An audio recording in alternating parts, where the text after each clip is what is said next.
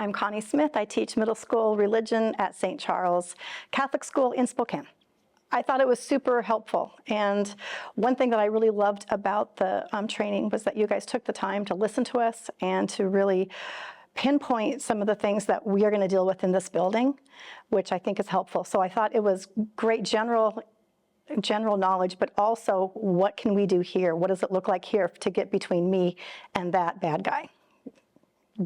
And my kids, you know, I want to be the one to make sure that they're all safe. So the knowledge level of the presenters was unreal. They brought in, I think, with 70, 80, 90, years of combined experience.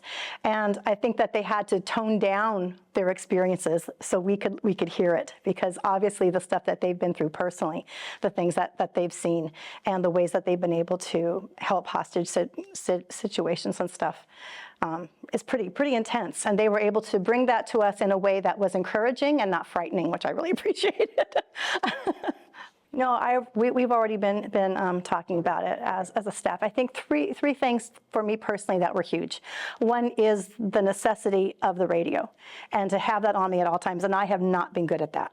And so I personally am going to be vigilant in that. I work part-time. I come in the middle of the day. The attendance has already been taken, and I was not the one to do that. So we're already coming up with procedures to communicate with each other, with those of us who come in and out of the building and aren't here, first period, to figure out who's here, what safety looks like, and ways to mitigate that wiggle room that could be frightening in a crisis, I guess is the best way to say it. So my radio is going to be key.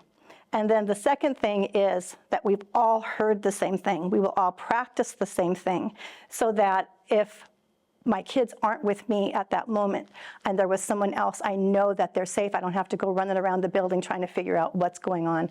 That across the board, consistency, talking with each other, all of that. Then the other thing that I know is going to be big is the whole take a breath, Connie. Don't be screeching in the radio, because I'm a really excitable person. So I know if that happens, and I talk really fast anyway, so I'm going to have to just be calm and take that breath, and then make sure that I'm doing everything that I can to be that barrier between that bad guy and those kids. And so, yeah, it was helpful. Yeah, most definitely I would encourage other schools to have this. As a parent, just knowing that the school has this in place is huge.